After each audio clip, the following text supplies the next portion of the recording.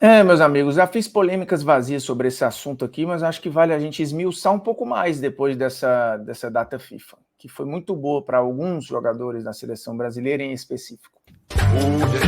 Nunca pensei em ser perfeito, mas vou correr pelo direito.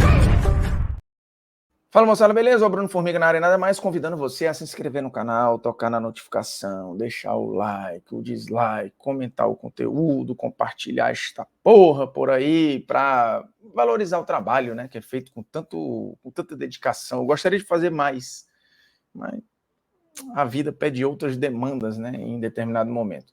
Seguinte, existe jogador de seleção ou isso é falácia assim? Pô, não, se o cara é bom, ele joga em qualquer lugar. Não existe negócio de jogador de seleção. O cara chega e joga. Se ele for bom, ele é bom. Se ele for ruim, ele é ruim. E aí, como é que você explica alguns grandes nomes que às vezes não funcionam igual na seleção e outros jogadores que têm uma vida de clube assim, ok, ou boa, mas na seleção eles são fantásticos. Os caras jogam até mais na seleção do que no clube, por exemplo. O Polêmicas Vazias que eu fiz tem uns meses já, é muito legal sobre esse tema, mas aproveitando a data FIFA, que nós tivemos alguns nomes se destacando na seleção brasileira, seleção que fez um jogo contra o Chile com problemas, né, mas achou ali uma vitória graças aos jogadores do Botafogo, né, o Igor Jesus e o Luiz Henrique, e depois fez um jogo bem melhor, né, contra o Peru, uma goleada e tal, uma atuação de segundo tempo bem legal, que mostra que a equipe tem coisas a crescer, tem caminho para evoluir, tem talento para explorar, isso é evidente.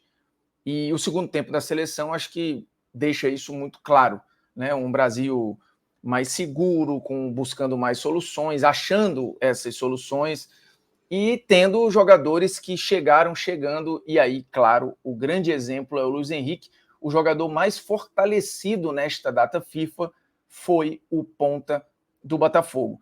Marcou nos dois jogos, fez contra o Chile e fez contra o Peru, deu passe, movimentou, acelerou, mudou um pouco a cara dos jogos e deixa muito claro que tem perfil de jogador que precisa de muito pouco tempo para adaptação. E em seleção, você se encontra menos, você joga menos, você treina menos e você precisa ter uma noção de adaptação muito veloz. É totalmente diferente de um tempo de clube.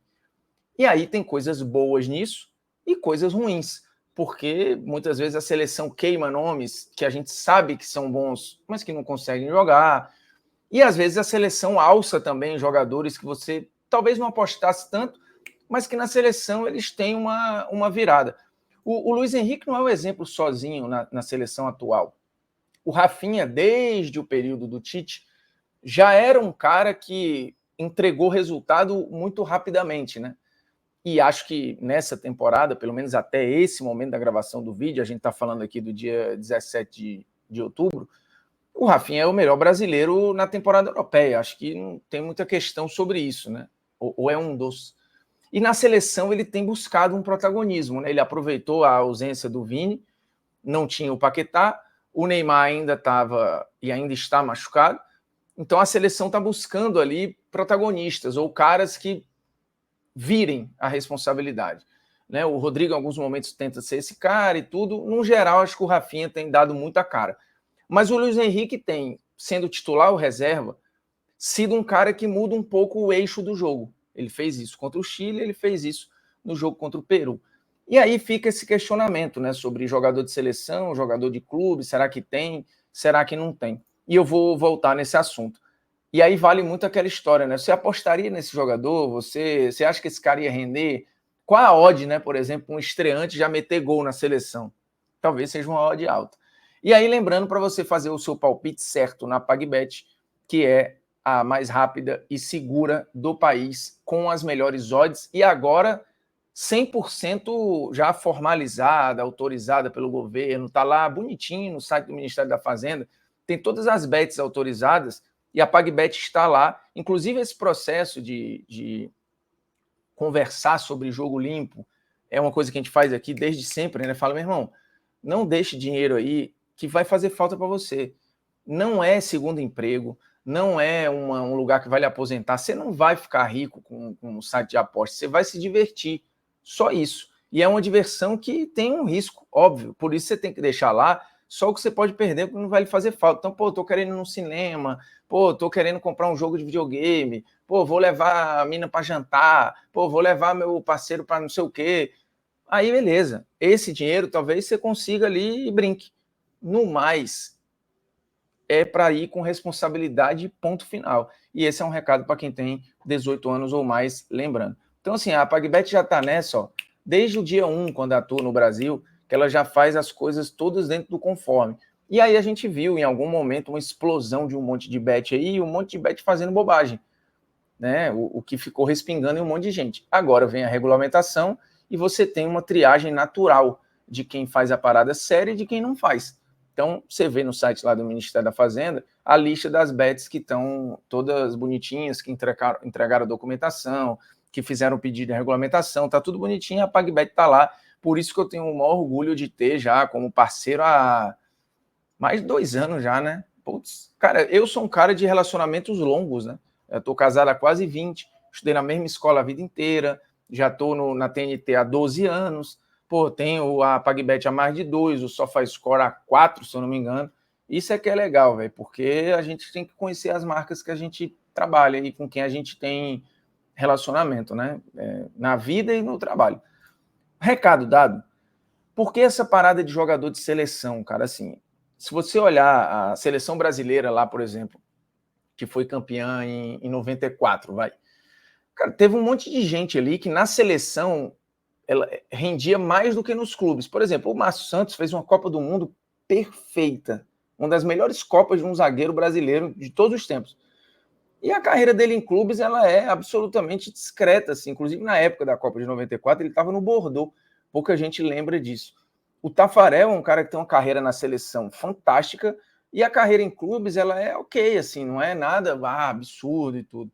Mas na seleção era uma parada transformadora, assim. Ele era um solucionador de problemas emergenciais, ou coisa rápida, né? O Márcio Santos a mesma coisa, assim, foi por pouco tempo, mas funcionou.